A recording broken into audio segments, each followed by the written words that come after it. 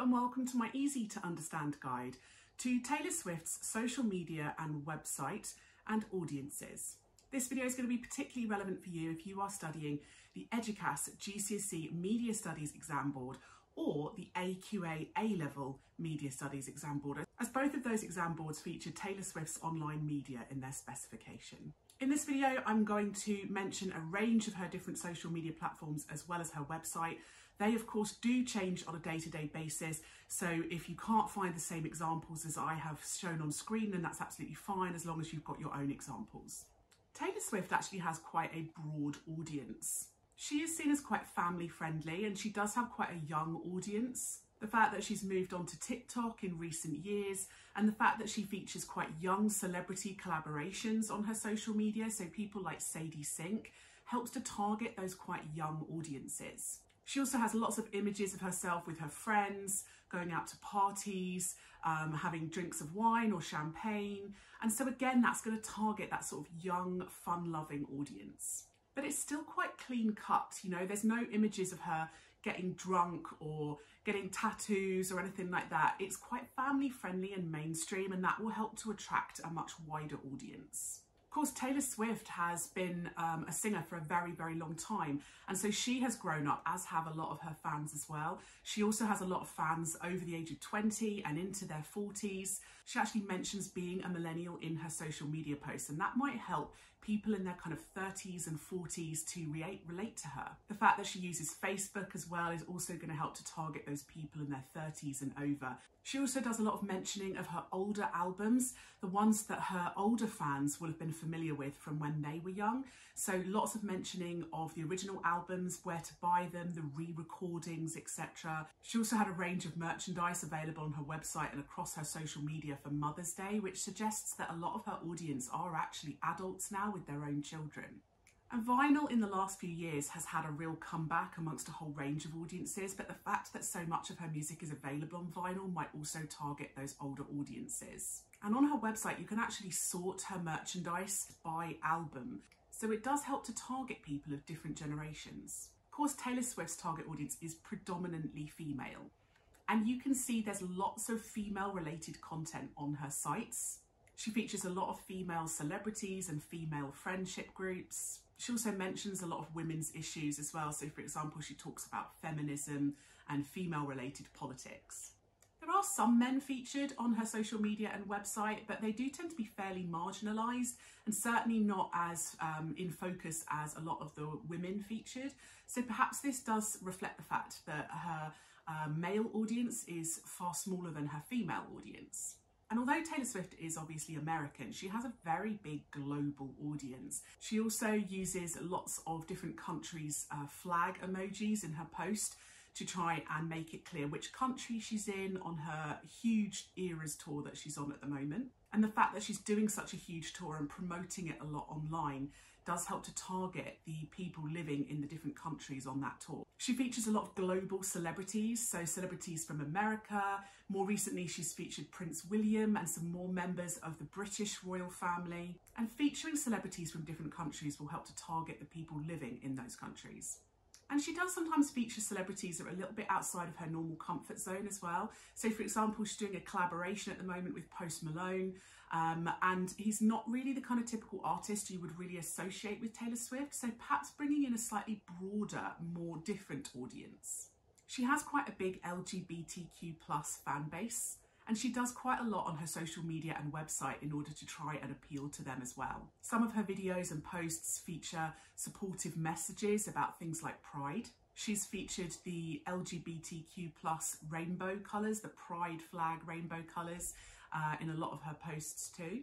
And some of her best friends and some of her backup dancers that she uses on stage in her Eras tour are predominantly featured as well, and they're quite well known within the LGBTQ+ communities.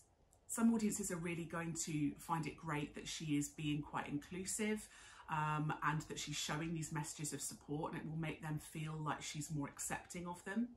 At the moment, currently, there's slightly less of that, and it may be that she's trying to avoid being too political or being seen as too political. It can cause quite a lot of controversy, and of course some audiences will be put off by supportive messages reflecting sort of Of course, some audiences, unfortunately, will be slightly put off if they think that she is very inclusive. But of course, there's always going to be audiences who dislike these messages and don't want their singers to be kind of shown to have political ideologies. There are some very conservative audiences, particularly in America, who feel that they don't want to see messages about pride and LGBTQ plus support.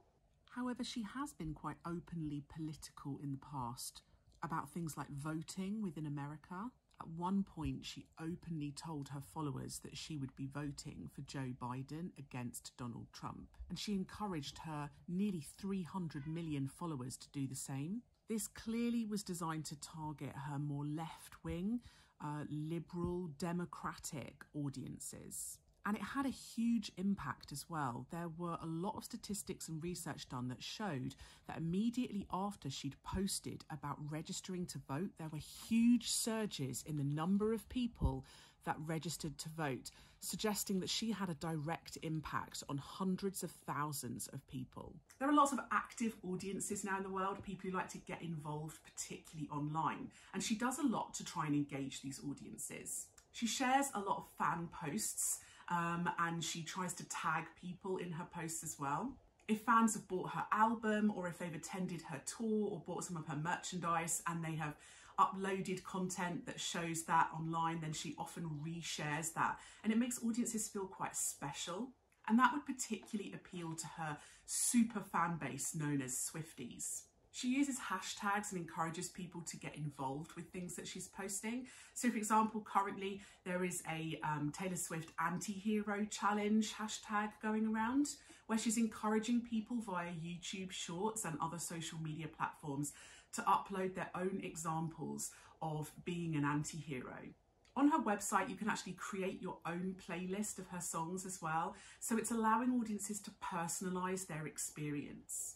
Her Swiftie fan base is incredibly important to her, and she does a lot to engage them. She features lots of behind the scenes content, how her videos were made. She posts videos of herself signing CDs to make it feel more personal and to encourage fans to want to buy that merchandise.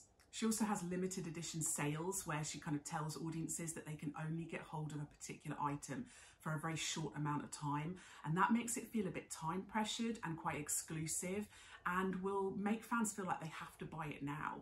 She uses a lot of direct address in her posts, talking straight to her audience.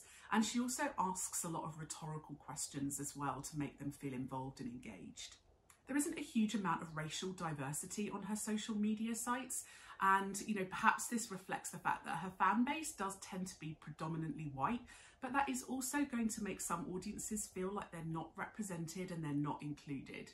A lot of audiences are going to enjoy the very entertaining content, the glamorous costumes and the exciting dance routines, the kind of fun music videos with special effects and celebrity guests. It's also very escapist for them as well, very aspirational lifestyle. She goes to glamorous award events, she attends amazing opportunities in the media, she's on the red carpet.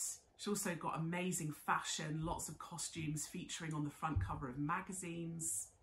So a very aspirational lifestyle created for her audience here. But at the same time, she juggles this with feeling very relatable. She posts pictures of herself in her pajamas and supposedly no makeup on. She talks about her cats and her family. She posts home videos of herself when she was a kid. And all of this helps make her feel very down to earth and relatable for audiences.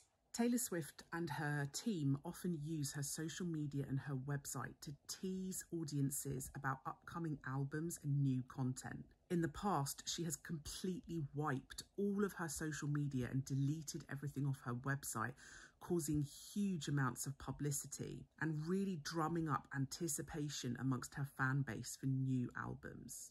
So that was my easy to understand guide to Taylor Swift's online media and audience. Don't forget to check out my channel for other videos that are going to be relevant for you. And if you would like a video I don't already have, leave a little comment below and I'll see what I can do.